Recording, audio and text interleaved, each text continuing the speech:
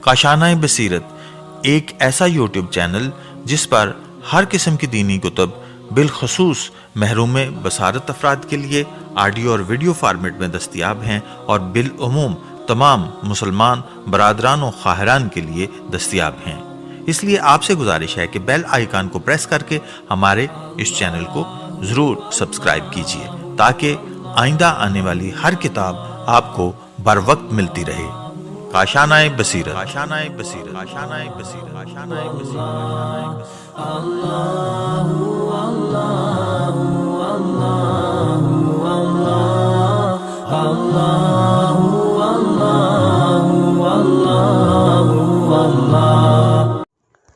اعوذ باللہ من الشیطان الرجیم، بسم اللہ الرحمن الرحیم۔ رب اشرح لی صدری ویسر لی امری واحلل عقدۃ من لسانی یفقہوا قولی۔ اللہم صل علی محمد وآل محمد وعجل فرجہم۔ کاشانۂ بصیرت کے انتہائی محترم اور معزز سامعین کرام، السلام علیکم ورحمۃ اللہ وبرکاتہ۔ امید ہے کہ آپ سب خیریت سے ہوں گے۔ میں آپ کی ریڈر زہرا علی آپ سے مخاطب ہوں۔ الحمدللہ کتاب غدیر جلد نمبر 3 کے اس پارٹ نمبر 20 کے ساتھ پیج نمبر ہے 524 اور ہیڈنگ ہے اور اب حقیقت آشکار ہو گئی اور حق واضح ہو گیا۔ اب وقت آ گیا ہے کہ اپنے اصل مقصد کو واضح کرتے ہوئے کتابوں پر کی گئی تمام بحثوں کا واضح طور سے ہدف بیان کریں۔ ہمارا مقصد اصل میں اہم موضوعات سے متعلق مسلمانوں کی عام بیداری ہے، جس میں عمومی مصلحت اور باہمی تعاون کا جذبہ، وحدت اجتماعی اور طوفان فساد سے اسلامی سرحدوں کی حفاظت پوشیدہ ہے۔ سورہ یونس کی آیت نمبر 71 ہے، اے قوم، اگر تمہیں میرا مرتبہ اور میری نصیحت گراں گزر رہی ہے تو جو میں نے آیات خدا سے متعلق اپنائی ہے تو مجھے صرف خدا پر بھروسہ ہے۔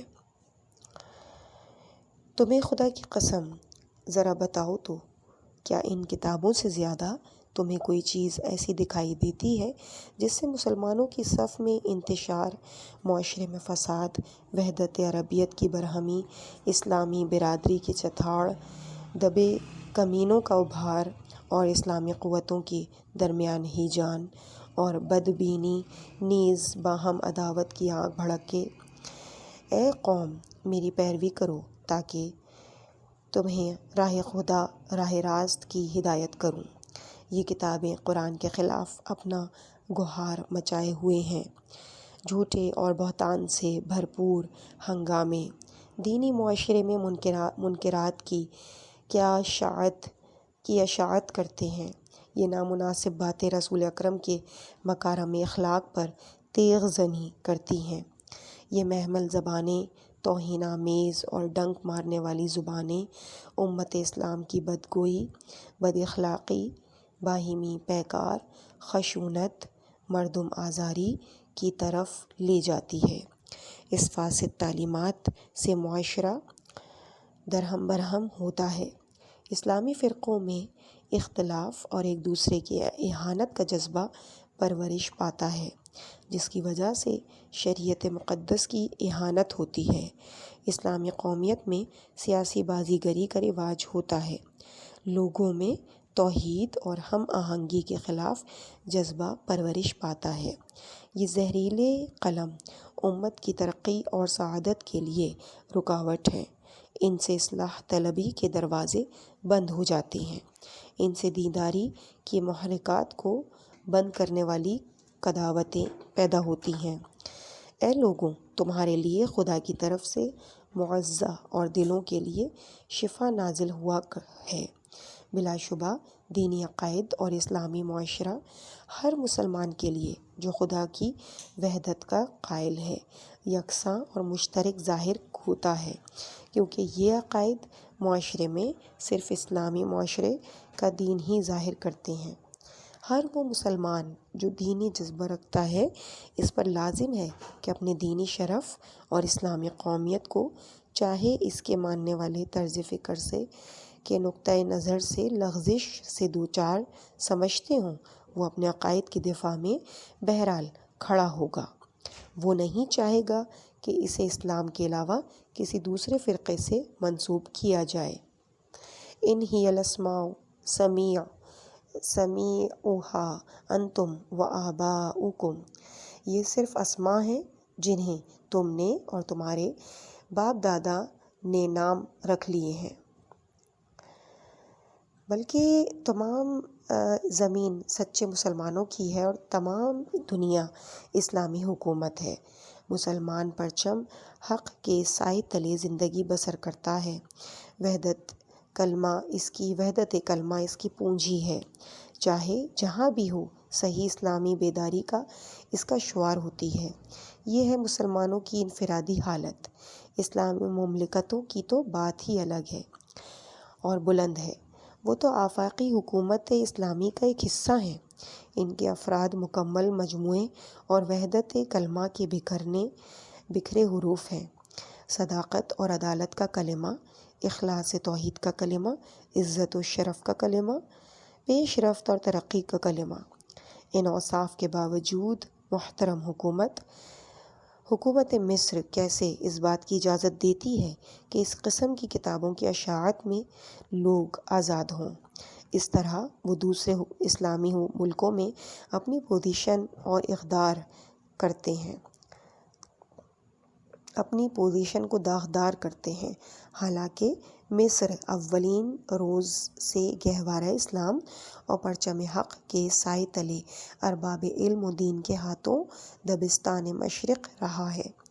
کیا حکومت مصر جو برسوں اپنی نیک نامی میں مشہور رہا ہے، اس کے لیے باعث ننگ نہیں کہ دنیا میں ان کے ہاں کے لوگ دجال صفت بھاڑے کے مصنف اور زہریلے قلمکار مشہور ہوں، اور یہ کہا جائے کہ وہاں کے فقیہ موسیٰ جار اللہ ہے اور عالم قسیمی ہے؟ مسلح احمد امین، رئیس ادارہ محمد رشید رضا، محقق طٰہٰ، مورخ خضری اور استاد علوم اجتماعی محمد ثابت اور شاعر عبدالظاہر ابو المسیح جیسے لوگ ہیں۔ کیا اس کے لیے باعث ننگ نہیں کہ وہاں کے لوگ اپنی شرافت کو نجد اور شام سے وابستہ کریں اور شیعوں کی تردید میں کتاب لکھ کر اس کا نام اسلام و شرک کی مارکہ آرائی رکھیں؟ اس کی تخریص میں عقل سے عاری شاعر اسے شعر کہے جس میں شیعوں کی طرف خیانت جبرائیل کی بات منسوب کی جائے، انہیں کافر کہا جائے؟ کیا اب بھی وقت نہیں آیا کہ ارباب ایمان کے دل ذکر خدا سے نرم ہوں؟ کیا کوئی مصری یہ بات سمجھتا ہے کہ اس کتاب کی اشاعت من گھڑت باتوں کی نسبت ایسی محمل تالیفات کی نشر و اشاعت سے مصری قوم زندہ ہو جائے گی، یا ان کا احساس ادب دوستی بیدار ہوگا، یا اس سے حکومت مصر کی بقا یا ترقی یا علمی، ادبی، اخلاقی، دینی اور معاشرتی پیش رفت ہوگی؟ افسوس ہے مصر کے قلمکاروں پر جو کبھی بے لوث تھے، ان علماء پر جو پہلے زبردست تھے، ان مؤلفوں پر جو کبھی اصلاح پسند تھے، ان مصنفین پر جو کبھی سچے تھے، ان شخصیتوں پر جو چوکنا تھے، اساتذہ پر جو نفیس تھے، امین لوگوں پر جو علم دین کے مبلغ تھے۔ مصر پر افسوس، اس کے علمی فیاض پر افسوس، اس کی نفسیاتی صحت، رائے صائب اور علم سلیم پر اور عقل سلیم پر افسوس، اس کی ولائے خالص پر افسوس، اس کی قیمتی تعلیمات پر افسوس، اس کے درس عالی، اخلاق کریمانہ اور ملکات فاضلہ پر افسوس، مصر کے ان تمام فضائل پر افسوس۔ اب تو غرض مہدی میں کتابیں لکھی جا رہی ہیں، قلم بک چکے ہیں جو فاسد خیالات پھیلا رہے ہیں۔ سیاہ صفحات میں احمقانہ اشوے جا بجا بکھرے پڑے ہیں۔ مصر پر افسوس جو اس قدر فضائل کا حامل ہے، اب خرافاتی کتابیں چھاپ کر ان فضائل کو قربان کر چکا ہے۔ قلم بک چکے ہیں، فاسد خیالات ابھارے جا رہے ہیں، ان کے ساتھ ان سیاہ صفحات کی قربانی پر افسوس، احمقانہ اشووں کی قربانی، افسوسناک مکتبوں کی قربانی، اکثر نئے قلم کاروں کی قربانی جو بڑی تیزی سے مملکت پر چھا گئے، اپنے فساد میں آگے ہی بڑھ گئے۔ اس کے بعد سورہ بقرہ کی آیت نمبر 11 ترجمے کے ساتھ تحریر ہے، وَإِذَا قِيلَ لَهُمْ لَا تُفْسِدُوا فِي الْأَرْضِ قَالُوا إِنَّمَا نَحْنُ مُصْلِحُونَ۔ جب ان سے کہا جاتا ہے کہ زمین پر فساد نہ پھیلاتے پھرو تو کہتے ہیں ہم تو اصلاح پسند ہیں۔ آگاہ ہو جاؤ کہ یہی فسادی ہیں، لیکن یہ سمجھتے نہیں ہیں۔ کیا یہ کتابیں مصر کے بزرگ علماء کے ہاتھوں میں نہیں پہنچتی ہیں؟ کیا ان لوگوں کے پاس دینی جذبہ، زندہ شعور اور سوال فکر نہیں کہ اپنے محبوب مصر کا دفاع کریں قبل اس کے کہ یہ تمام مشرق اپنے ناموس کا دفاع کرے؟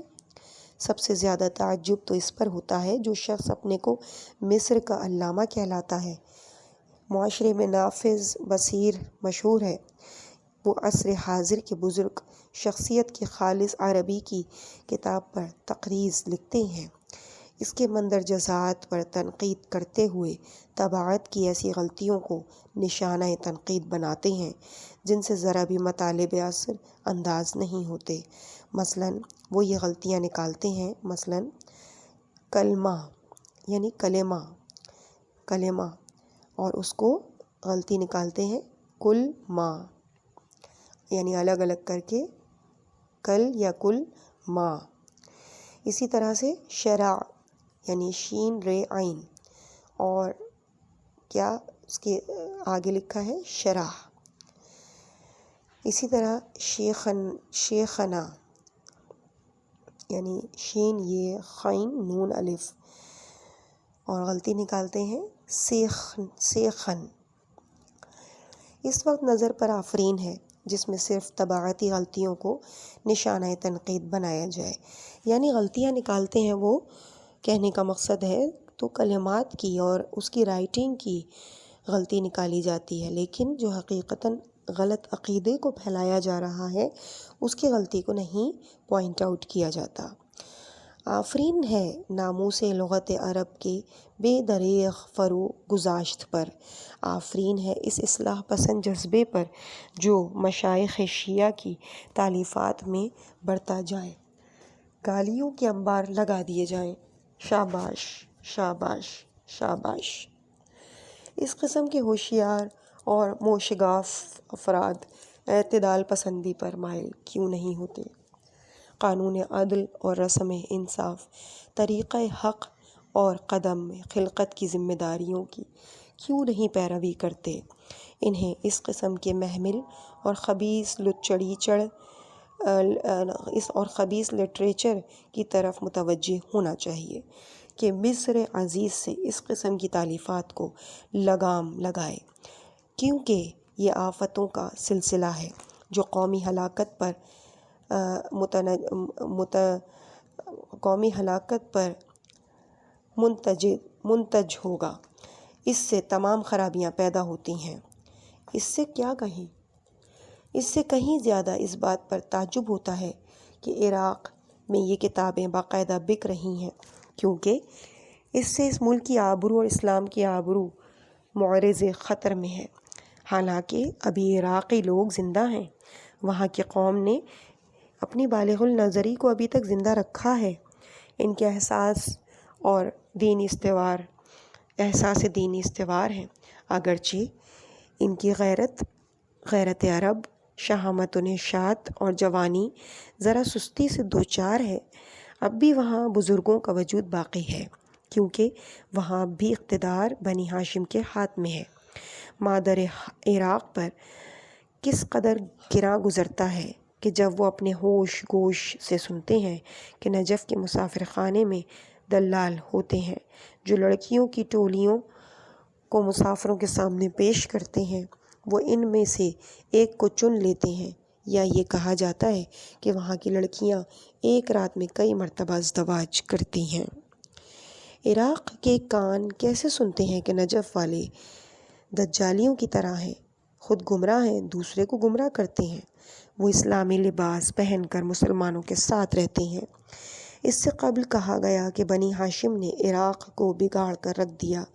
کیا کوئی حساس عراقی یہ بھی سوچتا ہے کہ اس قسم کی لٹریچر سے عراقی معاشرہ اصلاح پذیر ہوگا، یا یہ کہ فرزندان عراق میں روح تازہ پھونکے گا، یا ملت اسلام درس اخلاق حاصل کرے گی، یا اس کی ترقی ہوگی، یا اس سے طالب علموں کے تمدن کو یا طالب علموں کو علمی عظمت حاصل ہوگی، مصنفین کو ادب عالیہ ملے گا، یا مسلمانوں کو دینی فائدہ ہوگا، دولت مندوں کو مادی فوائد حاصل ہوں گے، یا سیاست اور حکومت اسلامی میں کوئی خاص اثر پڑے گا۔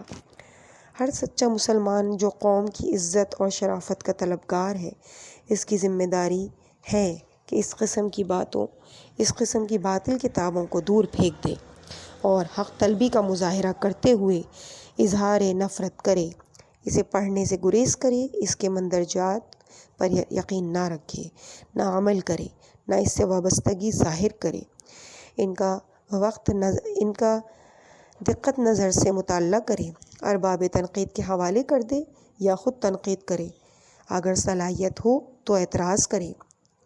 اس کے بعد سورہ نساء کی آیت نمبر 22 تحریر ہے، وَلَوْ أَنَّهُمْ فَعَلُوا مَا يُوعَظُونَ، یعنی اگر وہ لوگ جو کچھ نصیحت کی گئی عمل کریں تو یہ ان کے حق میں زیادہ بہتر ہے اور باعث محکم تر ثبات ہو۔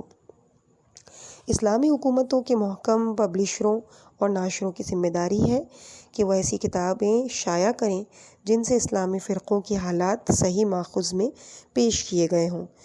جو کچھ اس کے خلاف لکھا گیا ہو اس کو مسترد کر دیں، کیونکہ یہ گروہ امت کا نگہبان اور علم دین کا محافظ، نیز ناموس اسلام کا نگران ہے، عربی روابط کا پاسدار ہے۔ انہیں خود اصلاح کے لیے آگے بڑھنا چاہیے۔ فساد کی جڑوں کو ختم کرنا ان کی ذمہ داری ہے، قبل اس کے کہ فتنہ انگیزوں کی آگ اسلامی معاشرے میں پھیلے، پھر وہ مطلع نہ ہوں اور ماخذ کی مفلسی کا عذر کرنے لگیں۔ جبکہ احمد امین نے فجر الاسلام کی اشاعت کے بعد اعتراضات کے جوابات میں عذر پیش کیا ہے۔ اس کے بعد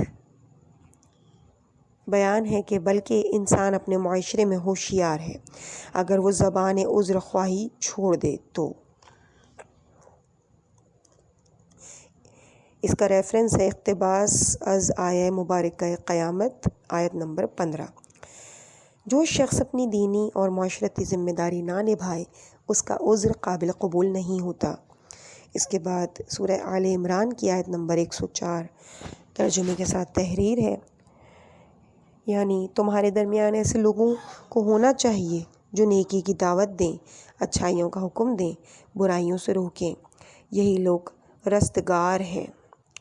ہم ان تمام مصنفین کو بلا تفریق مذہب استقبال کرتے ہیں جو صدق و امانت اور وثوق و متانت کے ساتھ علمی اور دینی تحریریں معرض وجود میں لاتے ہیں۔ آخر میں سورہ بقرہ کی آیت نمبر 232 پہ اس کتاب پہ ہونے والی بحث کا اختتام ہوتا ہے۔ سورہ بقرہ کی آیت کچھ اس طرح سے ہے ترجمہ، تاکہ جو بھی ہلاک ہو از روئے دلیل اور جو بھی حیات پائے وہ از روئے دلیل۔ اس معزہ سے وہی شخص نصیحت حاصل کرے گا جو ایمان باللہ اور یوم آخر سے سرفراز ہو، یہ تمہاری صفات نفس کے لیے زیادہ بہتر اور پاکیزگی سے زیادہ قریب ہے۔